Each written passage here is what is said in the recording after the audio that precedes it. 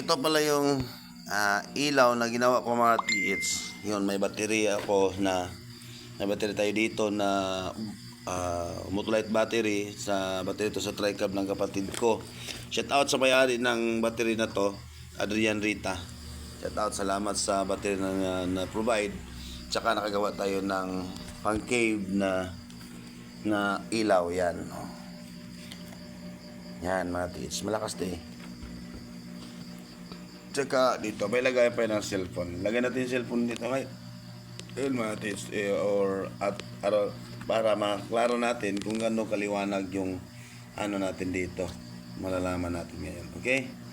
So ngayon mga TH, try natin. Lagay natin sa yung cellphone na to, yung ginamit ko, lagay natin dito. Tapos i-video natin. Mahaba yung wire nito eh. Mahaba yung wire na nilagay ko dito, Matis, para malayo tayong marating dito, Matis. Lagay natin dito kasi ito kasi sa unang gawa ko nito ay hindi maliwanag kasi yung ilaw dito at saka ilaw dito nagpaganon ba, parang hindi siya maliwanag, yan o, nagkalak. So ngayon maliwanag siya, Matis. So ganda ipalagay ng ipapasok sa cave. Okay? Klarong-klaro na yung tao doon sa loob o mga treasure sign sa loob ng cave. Yung battery ko. Yan ang battery, di ba?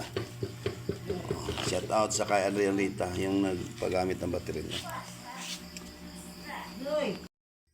Tapos yan mga tits, lagyan ko to ng battery dito. Bili ako ng battery na maliit dito.